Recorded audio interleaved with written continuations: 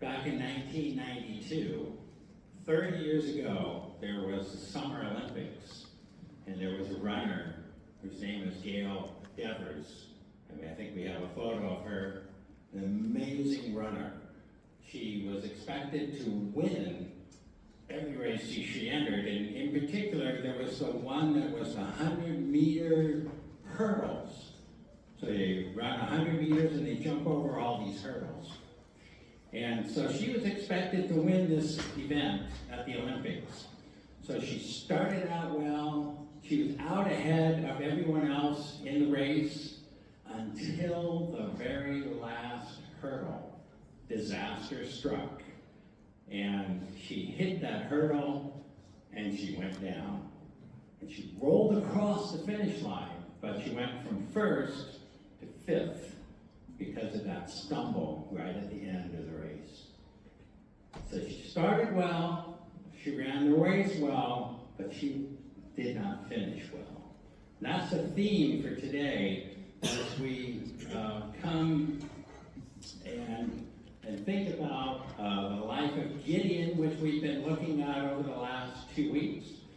And we need to think through that it's good to start well, it's good to run the race of life well, but we need to remember to finish well. And you may be sitting here in your 20s and 30s going, wait a minute, finishing? I'm just trying to get started. Show me how to start this thing. Show me how to start running this thing. I can't stop thinking about finishing right now. But actually, you do need to start thinking about finishing now. As the principle in a very popular book is, we need to begin with the end in mind. We need to know, where is it that we're going? In what direction? What is our mission? What is our purpose? What is our goal in life? And then we need to make decisions based on that every step of the way. So beginning with the end in mind is very important. We need to know what direction we're going in, because there's many stories in the Bible that show us people who started well, who ran the race that God gave them to run well, only to fall down right at the end. The most famous one of the whole Bible would be King Solomon, who started well. He did an incredible job as being king of Israel, only to fall into idolatry at the end. And he crashed and burned, and the country ended up getting split in two because of him and his sin. He did not finish well. There are many others like this in the Bible. And these stories are there for us to be like a warning. We need to think these things through.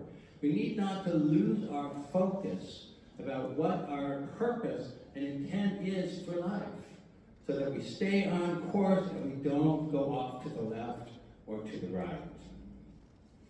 Now, as we've said, we've been looking at the book of Judges.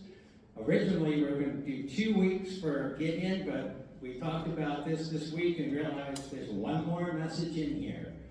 It's an important message because it covers this theme of finishing. And of course, well, not of course, but I know of course, but the message is entitled Falling at the Finish. And like the runner in the Olympics, Gideon starts out well. Remember, the first message was about from fear to faith. God called him. Israel was in a terrible condition. They had been oppressed by the enemy for 7 years, and they finally cried out to the Lord.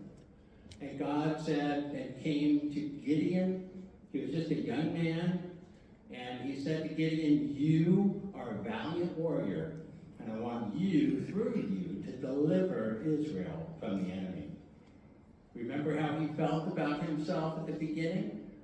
Didn't think he could do this. He felt inadequate. He was full of fear. But step by step, he began to exercise faith in God and his word, and he began to deliver Israel.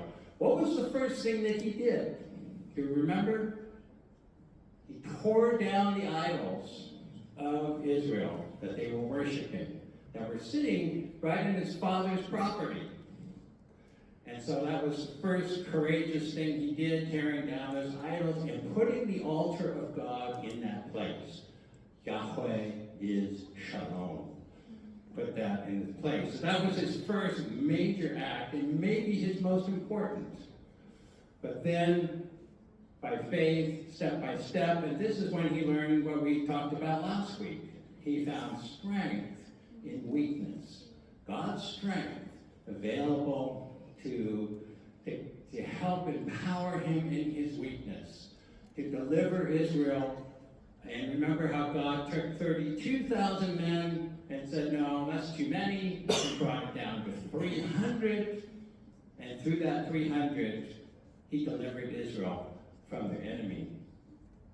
And so,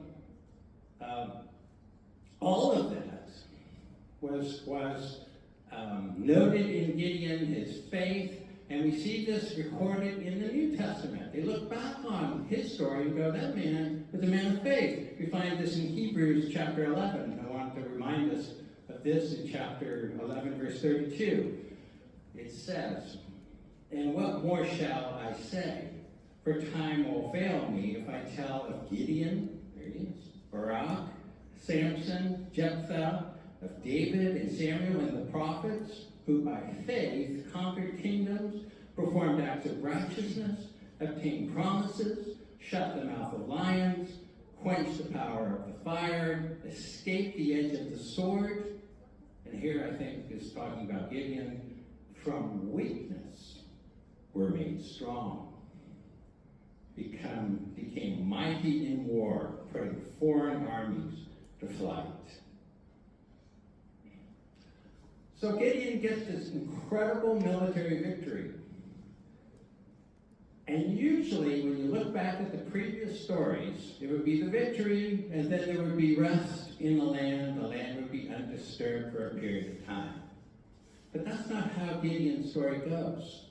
From the time he has the victory to the time that he dies, there's verses in between. And it's this section of scripture in between that we need to explore, because this is where Gideon, like the woman, hits the last hurdle in his path home, and he stumbles and he falls. And so we need this, I want to take a look at that section more carefully. So turn with me, if you have your Bibles, to Judges chapter 8, and we'll pick it up in verse 22. Then the men of Israel said to Gideon, rule over us, both you and your son, also your son's son, for you have delivered us from the hand of Midian. But Gideon said to them, I will not rule over you, nor shall my son rule over you. The Lord shall rule over you. So, after this amazing military victory that Gideon was in the front of, it seems fairly obvious that the people in Israel would look at him and go, you know what? You're a pretty good leader. You look like you know what you're doing. So we want to give you an offer you can't refuse. A multi-generational dynasty. Or I call this a multi-generational kingship package.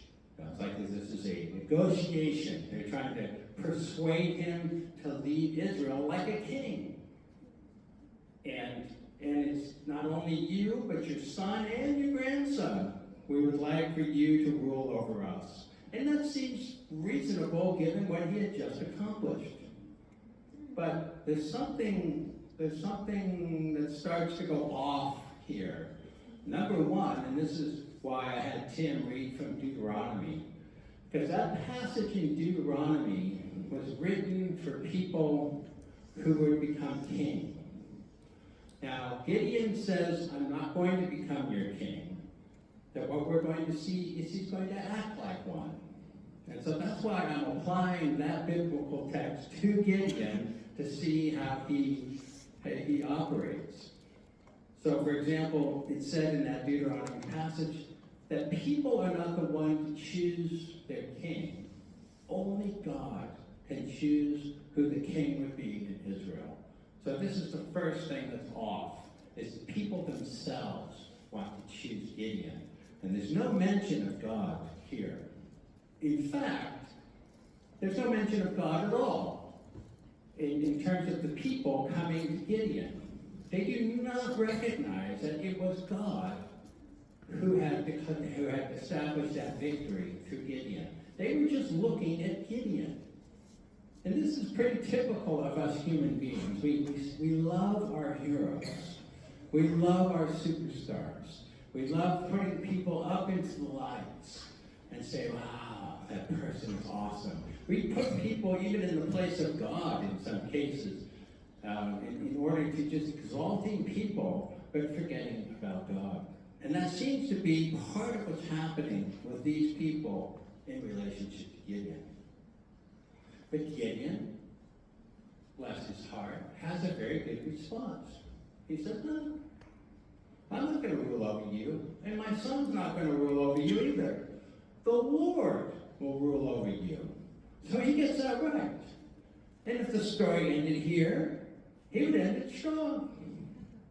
And then the story doesn't end here, and that's part of the problem. So we have to continue to see what happens next. Let's read the next few verses, 24 through 26. Yet, the key word of this text, yet, Gideon said to them, no, I will not be your king yet. Gideon said to them, I request of you that each of you give me an earring from his spoil. For they had gold earrings, because they were Ishmaelites that they took these gold earrings from. They said, we will surely give them to you. So they spread out a garment, and every one of them threw an earring there from his spoil. The weight of the gold earring that he requested was 1,700 shekels of gold. That's 35 kilos and 75 pounds for you Americans like me. That's a lot of gold. The weight of the gold earring was 1,700 shekels of gold. Besides, and I set this up because I want you to see just all the stuff that Gideon gets. Gold earrings, and then crescent ornaments, the pendants, and the purple robes which were on the kings, and besides the neck bands that were on their camels' necks. So he got a pretty good pile of stuff in front of him that was left to him by these people. And this is going to be where the first problem for Gideon comes up. And that is, here's a guy that was in poverty when we first met him. He was beating wheat out inside of a wine press. They were just getting by. And now, he's walked into this cachet of wealth. And so, the Deuteronomy passage once again guides us, for it says that kings or would-be kings like Gideon are not to greatly increase silver and gold for themselves. And I think we can all understand that.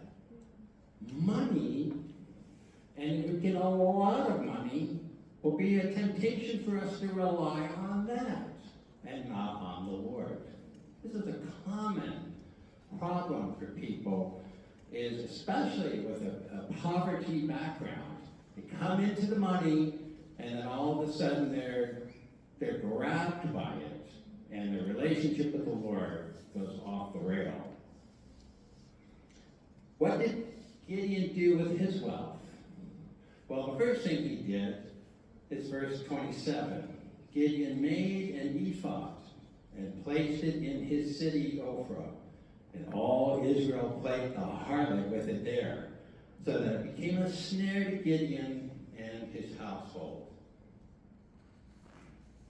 So this raises the obvious question: what in the world is an ephod? Any guesses? So I had to do some digging myself. An ephod was the first place where it's mentioned is with the high priest. when the high priest in the tabernacle of Israel, they were given a garment to wear. It's called an ephod. So it's like a garment. But on it had a breastplate. And on the breastplate there were 12 stones representing the 12 tribes of Israel. It was also had what's called the Urim and the Thummim, which I'm not going to go into that, but these represent the place where people would come to ask for God's will, God's direction, and God's guidance. God had provided for Israel a way to seek his will, to get guidance from him. And that meant coming to the tabernacle, coming to the high priest, and asking. That was the proper place for this to be done. And that place, the last we checked, was in Shiloh. That's where the tabernacle was last left off that we know of. And so the ephod, then Gideon makes his own ephod. He sets it up in his own city. And we can see, we can ask ourselves the question, well, what was his motive for doing that? We don't know. The text doesn't tell us. All we get in the text is the reaction to him making this ephod. And what is the reaction? The people come running after this thing. And it says they played the harlot. It's kind of rude language to use for people, but it was the best way to describe what they were doing. What's a harlot or a prostitute? Or playing the harlot meant that you were breaking covenant. So you're married to someone, you're in covenant with someone, and you go over here and you have a relationship with somebody else other than the person you're covenanted to. Israel had covenant relationship with God. He was the one with whom they were to worship. This ephod was set up over here. They came running over here, and they started engaging this ephod and replacing God as a place of worship. Even Gideon and his family stumbled over this. It says that it was a snare for him and his family. What's a snare? There's all kinds of interesting words in this passage. But what's a snare? It's something that you set up because you want to catch something. So you want to catch a little animal or something like that. You set something up that will lure them to and look at. And then once they get there, boom, they're caught. They're snared, they're captured. Gideon and his family, he made this ephod, they set it up, seeing everybody running over to it and worshiping it. And they themselves are, yeah, okay. And then they're caught. They're doing the same thing. They're shifting away from God and they're coming over and they're exercising an act of worship with this ephod. Jesus has some very strong words about this. He who causes other people to stumble, especially in relationship to worship, woe to that man. So we have to look at Gideon at this point and say, that's a big problem. He has shifted the worship from God and what God had provided over to something more convenient because it was in his own yard.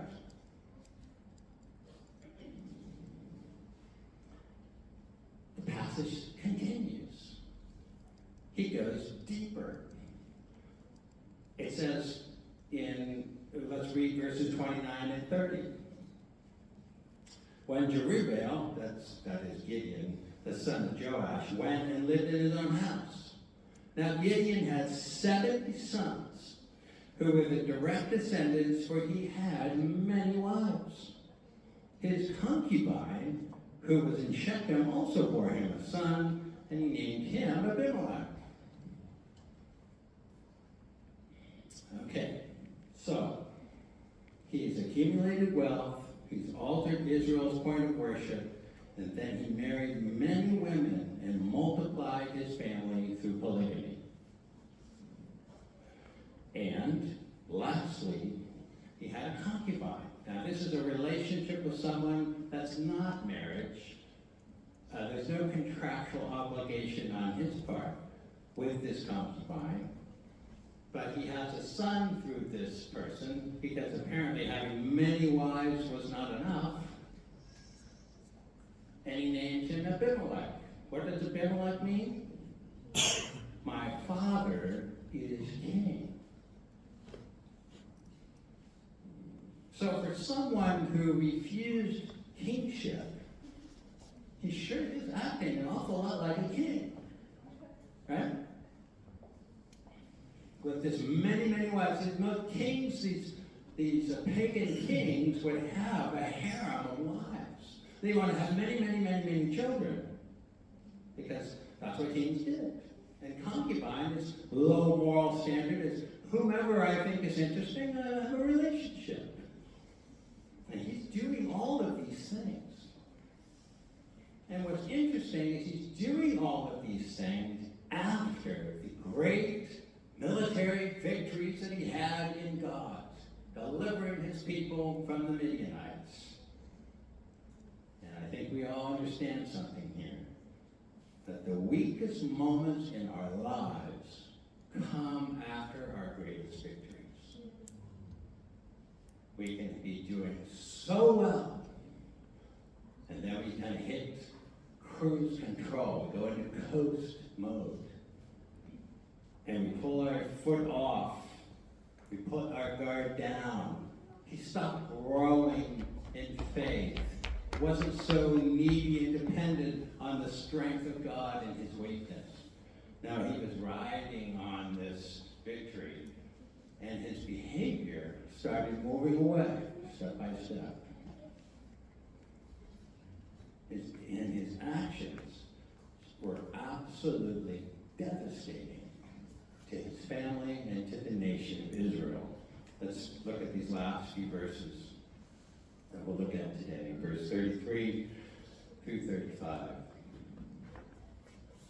And it came about, as soon as Gideon was dead, that the sons of Israel again played the harlot with the Baals and made Baal-berith their god. Thus the sons of Israel did not remember the Lord their God, who had delivered them from the hand of all their enemies on every side, nor did they show kindness to the house of Jerubbaal, that is Gideon, in accord with all the good that he had done to Israel.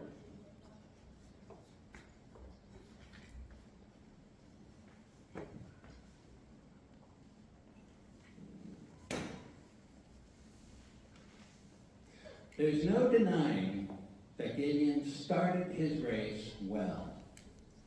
There's no denying that he ran his race very well. We have that proof is in the Hall of Faith in the book of Hebrews. The problem is that he did not finish well. And the consequences were terrible. For the one, it was so ironic, is the one who tore down the idols at the beginning of his journey and reestablished God, the worship of God, and the altar of God, is the one who reintroduces idol worship at the end of his life. And we can say that the whole nation was primed and ready to go back into idolatry because of the ephod that Gideon made. But it goes even worse than that, because this Abimelech decided that he was going to be king after his father had died. And so he has the 70 sons except one. All of these sons of Gideon were killed by Abimelech. He murdered them all except one, who prophesied against him and says, "You're toast because you've done this and not in accordance with God." And Shechem, the city where he's from, was the ones that exalted him as king. And only later, 3 years of being king, the people of Shechem come against Abimelech, and Abimelech against them, and they end up killing each other off. And so at the end of that story, Israel is in the lowest possible point. But how did they get there? Except by the actions of Gideon, who did not finish strong.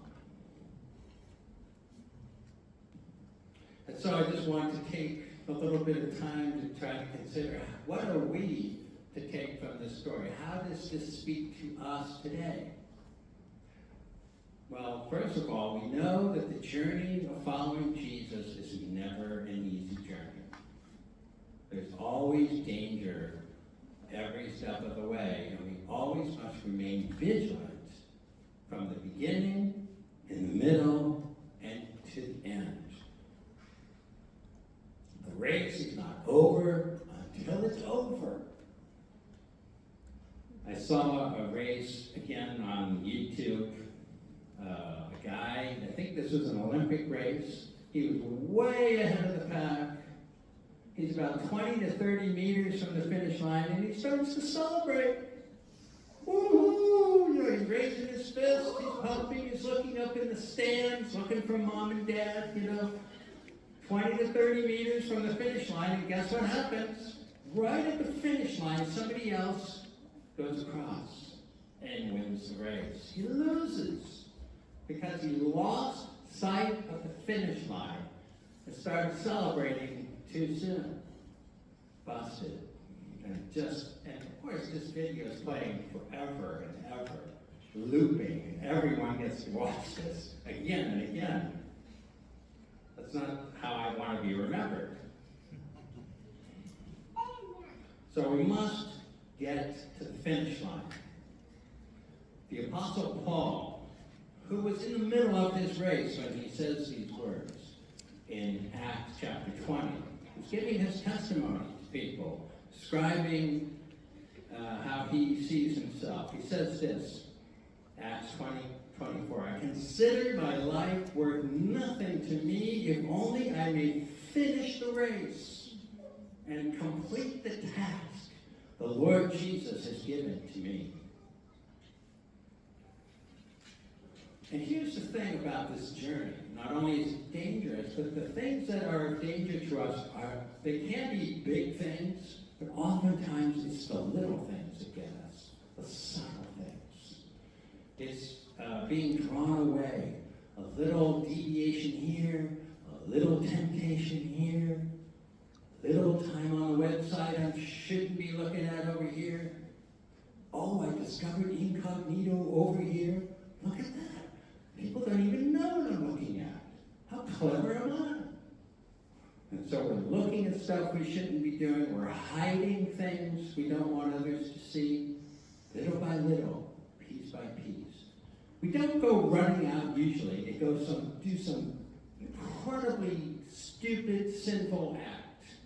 We don't commit apostasy one day, just out of nowhere. No, it's accumulation of lots of little decisions, little deviations, little temptations over time.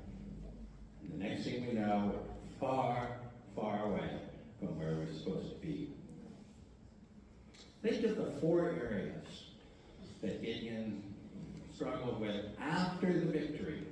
Number 1 was money. I've seen many people wandering off because of money. I'm going to do great things for God. I'm going to do great ministry for God. But I'm going to go off and make money first. And then I'm going to come back and do this great ministry. I remember one guy, good guy from high school, talented guy, with youth especially. He went off, and he never came back. Very successful in business. I don't think, and he divorced his wife. I mean, so far from God, and certainly from the ministry. So money is a big hook. How many of us have that thought, oh, if I just had more money, what I could do? I certainly know I've had that thought. It's a big temptation. That's number 1. Number 2 is changing the paradigm of worship and doing it in a way that is not as God has prescribed. It's going off and making decisions decisions based on convenience rather than on necessity in worship. Number 3 is relationships. Relationships.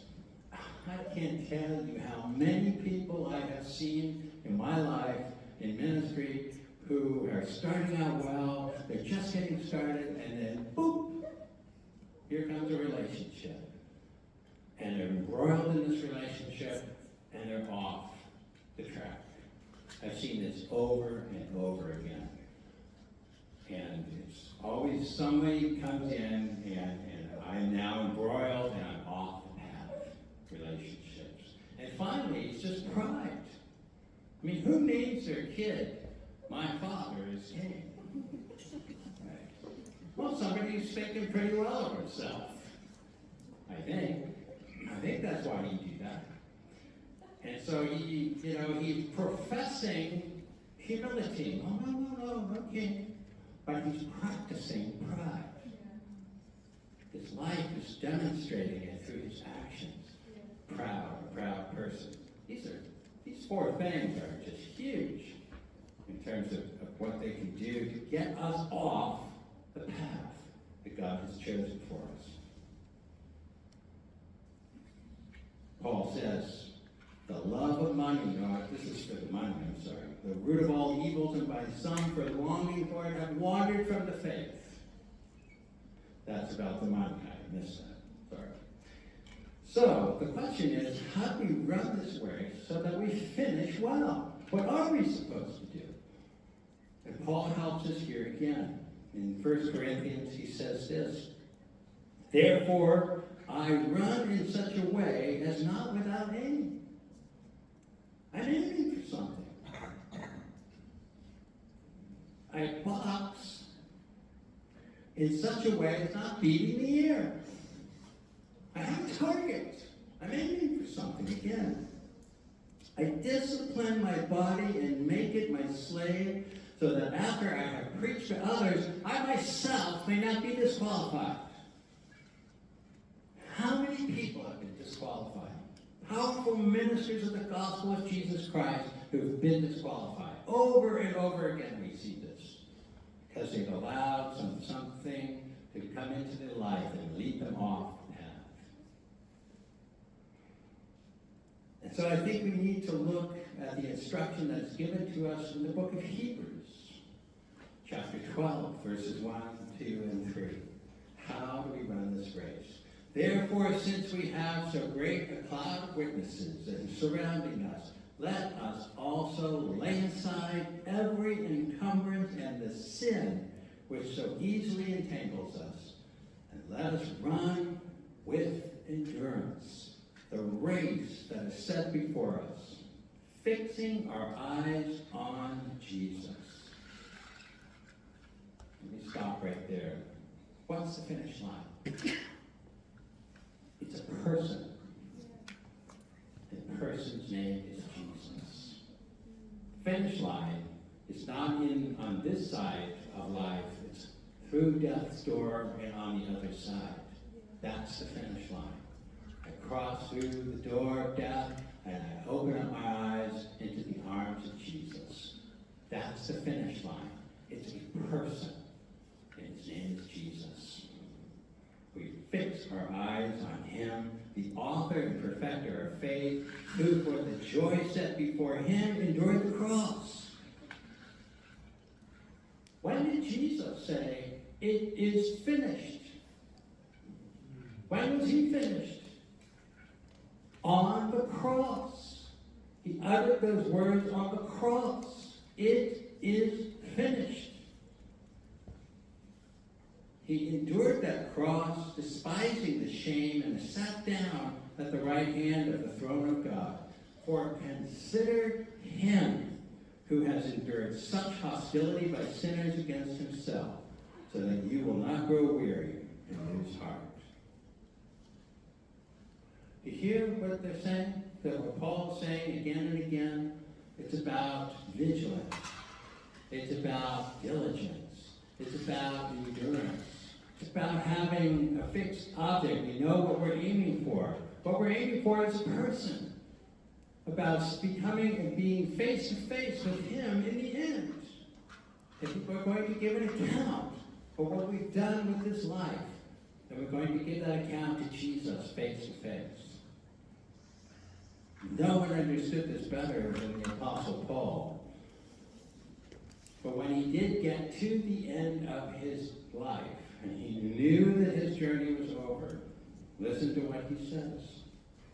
I am already being poured out as a drink offering, and the time of my departure has come. I have fought the good fight. I have finished the course. I have kept the faith. In the future, there is laid up for me the crown of righteousness, which the Lord, the righteous judge, will award to me on that day. And not only to me, but also to all who have loved His appearing. And that's us. If we have loved His appearing, this is His promise to us.